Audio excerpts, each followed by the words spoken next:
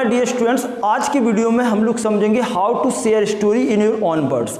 किसी भी स्टोरी को अपने शब्दों में कैसे एक्सप्लेन करें। So now guys you can see on white board there is a story. एक स्टोरी मैंने लिखी है। फर्स्ट मैं आपको समझाऊंगा इन हिंदी, देन आपको क्या करना है, वन बाय वन इस स्टोरी को अपने वर्ड्स में एक्सप्लेन करना है। This thing will be very good for the beginners and for the learners if you can understand the story and you can explain the story in your own words, so that will be amazing. Okay, look at the white board.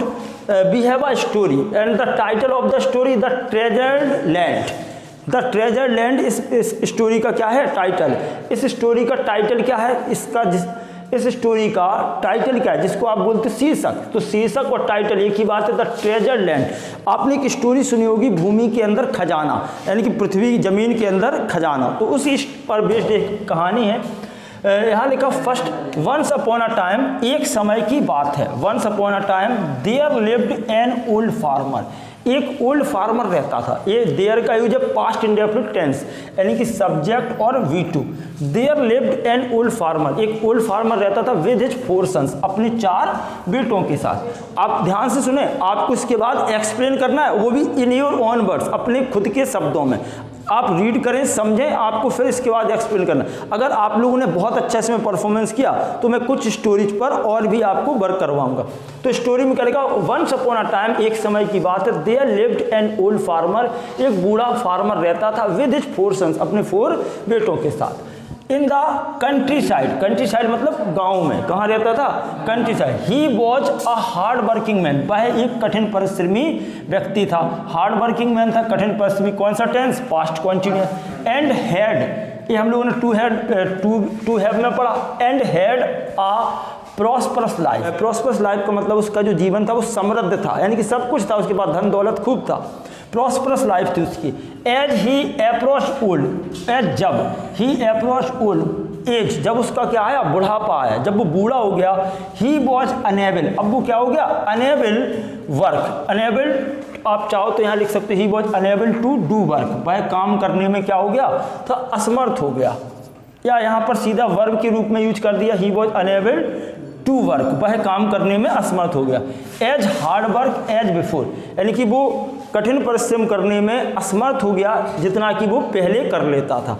Unfortunately, दुर्भाग्यवश, all his sons, उसके जो सारे बेटे थे, were very lazy, कैसे थे, सभी बहुत लेजी थे, आलसी थे। And had never gone to the fields, और कभी वो फील्ड में नहीं जाते थे, खेत पर नहीं जाते। समझ में आ रहा guys, got it, did you understand. Old man thought, old man ने सोचा, ऑफ अ प्लान, उसने एक प्लान को सोचा, टू टीच देम, उनको टीच मतलब सबक सिखाने का उसने एक योजना बनाई। और द वैल्यू ऑफ वर्क, यानी कि ओल्ड मैन ने उस अपने बेटों को वैल्यू ऑफ वर्क को समझाने की एक योजना बनाई, एक प्लान बनाया। वेल वन डे, एक दिन, जब he was his death bed, वह कहाँ पर था, अपने डेथ बेड पर था, यानी कि वो मरने की कगार पर पहुंच गया और बिस्तर पे लेटा था। He was his death bed, वो अपने बेड पर लेटा था, मरने की कंडीशन में था। तो क्या होगा, ही समन्ड, समन्ड बहुत अच्छा वर्ड है, मोस्टली ये यूज किया जाता है कोर्ट और अदालत में। जो आपको पत्र भेजा जाता है वो समन होता, यानी कि बुलावा पत्र। ही समन्ड, उसने क्या किया, बुलाया, किनको, ऑल ऑफ देम, अपने सभी बेटों को बुलाया। ही टोल्ड देम, उसने उनसे कहा, बेटों से, दैट कॉन्सिडरेबल अमाउंट ऑफ ट्रेजर, कॉन्सिडरेबल का मतलब क्या है, इनफ, पर्याप्त। कॉन्सिडरेबल का मतलब क्या है, पर्याप्त जो अमाउंट है ऑफ ट्रेजर, ट्रेजर मीन्स खजाने का, खजाने का जो पर्याप्त अमाउंट है, लाइज पड़ा हुआ है, buried in his long neglected field, यानी कि उनका जो बड़ा सा खेत है, उस खेत में, ब्यूरेड का मतलब होता दफनाया गया, दबा हुआ। तो एक खजाने का एक बहुत बड़ा अमाउंट उनके खेत में दबा हुआ। देन हिज ब्रेथ फेल्ड, तब फिर उसकी क्या हो गई, सांसें जो है वो फेल हो गई, यानी कि उसकी सांसें थम गई। और इसका मीनिंग क्या होगा, हिज ब्रेथ फेल, यानी कि वो मर गया, उसकी डेथ हो गई। एंड ही डाइड, जब सांसें उसकी फेल हो गई, रुक गया, तो वो क्या हो गया, उसकी डेथ हो गई। The sons immediately went to the field, तो उसके जो सन्स थे वो तुरंत ही कहाँ गए, जैसे ही पिता मरा, और सन्स को तो लालच किसका था, उस खजाने को पाने की। The sons immediately went to the field, past indefinite tense है, कहाँ गए, वेंट टू द फील्ड, सीधे खेत में गए। एंड बिगन, ये बिगन क्या है, second form of the verb, begin, began और बिगन। तो and began digging digging hard to find out, उन्होंने क्या किया, डिगिंग मतलब खोदा। देखो the sons immediately went to the field, sons जो है इमीडिएटली फील्ड में गए एंड बिगन शुरुआत कर दी डिगिंग खोदने की, और उन्होंने खोदना शुरू कर दिया hard to find out hidden treasure, यानी कि हिडन जो भूमि के अंदर, धरती के अंदर जो हिडन ट्रेजर था, खजाना छुपा हुआ था, उस जमीन को उन्होंने खुदाई करना शुरू कर दिया, उसका खोदना शुरू किया। But they couldn't find anything, लेकिन उन्हें कुछ भी नहीं मिला, वो कुछ भी प्राप्त नहीं कर सके। देखो एक कुड का यूज है, दे कुडंट फाइंड एनीथिंग, उन्हें कुछ भी नहीं मिल पाया, कुछ भी नहीं मिल सका। देन द मानसून केम, जब उन्होंने पूरी भूमि की क्या कर दी, पूरी फील्ड की अच्छे से डिगिंग कर दी, खुदाई कर दी, तो क्या होगा, देन द मानसून केम, फिर मानसून आया, दे सोव्ड सीड्स, फिर उन्होंने अपने क्या किए, सीड को बोया उसमें मानसून आने के बाद। ऑन द टिल्ड सॉइल, कैसी जो जुताई की थी खेती की, उस भूमि की, उसमें उन्होंने क्या किया, सीड्स बो दिए।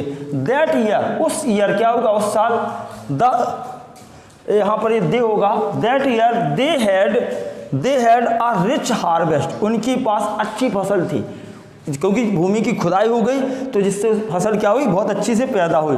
दे अंडरस्टूड, अब ये देखो दे अंडरस्टूड में समझ गए दैट की, that was the real treasure, वही रियल में खजाना था। तो उसके पिताजी बहुत ही चतुर व्यक्ति थे, ब्रिलियंट व्यक्ति थे, बुद्धिमान थे, और उन्होंने अपने बच्चों को सबक सिखाने के लिए झूठ बोला था कि भाई कि उनके खेत में एक बहुत बड़ा खजाना कहीं छिपा हुआ है। इससे क्या होगा कि जो बच्चे थे उन्होंने क्या किया, पूरे खेत को बढ़िया तरीके से डिगिंग की, खुदाई कर दी, और जब मानसून आया इससे क्या होगा, फसल की पैदावार अच्छी हुई।